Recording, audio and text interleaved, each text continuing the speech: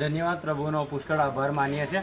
ગયા દિવસોમાં લસુંદા મંડળીમાં પરમેશ્વરે અજાયબ કામ કર્યું. વિપુલના જીવનમાં, એના પરિવારમાં પરમેશ્વરે અજાયબ ચમત્કાર કર્યો અને આપણે એના મુખેથી જે સાક્ષી સાંભળીએ કે પ્રભુએ કેવું કામ કર્યું છે. હાલેલુયા. ઈશ્વરનો પુષ્કળ ધન્યવાદ માનું છું. દેવનું વચન એવું કહે છે કે માણસને માટે શક્ય છે પણ દેવના માટે સઘળું શક્ય. હાલેલુયા. ગયા દિવસોમાં, ગયા વર્ષોમાં મારા દીકરો બહુ ભયંકર બીમારીમાં હતો અને એ જીબીએસ વાયરસથી હતો. પણ પરમેશ્વરનો પુષ્કળ આભાર માનું છું કે શનિવારે રાત્રે હું જોબ પરથી આવ્યો અને એના બંને પગ એમ લૂલા થઈ ગયા અને લૂલા થઈ ગયા પછી હું અમદાવાદ નડિયાદ લઈ ગયો. નડિયાદ એમબીબીએસમાં લઈ ગયો. ત્યાં એક રાત ને એક દિવસ રહ્યો પણ ત્યાં પણ બધા રિપોર્ટ નોર્મલ આવ્યા. પણ પરમેશ્વરે એવી જ અને ત્યાં આવું તો ત્યાં એ લોકો ડિસાઇડ નથી કરે ત્યાં શું છે. પણ જ્યાંથી હું નીકળ્યો ત્યાં રવિવાર હતો. બીજા દિવસ રવિવારથી હું ચર્ચમાં ગયો, પ્રાર્થના કરી અને એના માટે પ્રાર્થના કરી અને ત્યાં હોસ્પિટલ ગયો હતો. ડૉક્ટરો એને એવું કીધું કે એના 10% શ્વાસ છે. પણ ત્યાંથી હું નીકળ્યો હું શું કરું, ત્યાં પ્રાર્થના કરવા લાગતો. બધા ડૉક્ટર ત્યાં ઊભા હતા. ડૉક્ટર નીચે ઘૂંટે પણ પ્રાર્થના કરી. પણ પરમેશ્વર એવું ચમત્કાર કર્યો કે મારા હૃદયમાં એવું મૂક્યું કે અમદાવાદ સિવિલ લઈ ગયા. અમદાવાદ સિવિલ લઈ ગયો.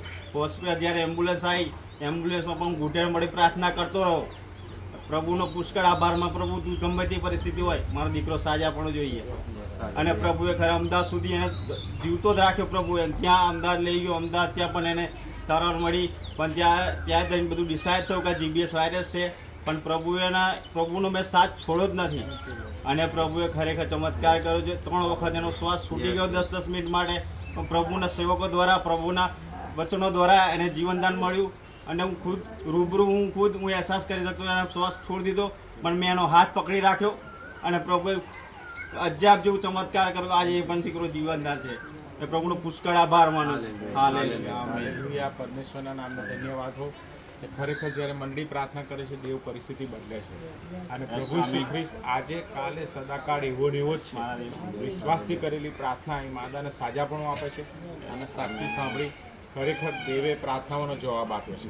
અને ખરેખર આ કુટુંબ દ્વારા દેવનો મહિમા થાય, દેવનું રાજ્ય આવે અને આ દીકરો ઈસુના નામમાં આશીર્વાદ થાય. હરણ પથારી હતો, શ્વાસ અટકી ગયેલો, પણ પ્રભુ ઈશ્વરના નામમાં એને જીવન મળ્યું અને આજે આપણી મધ્ય ઊભો છે. માટે સગળો માન, મહિમા, ગૌરવ રાજા ઈસુના છે. હાલેલુયા.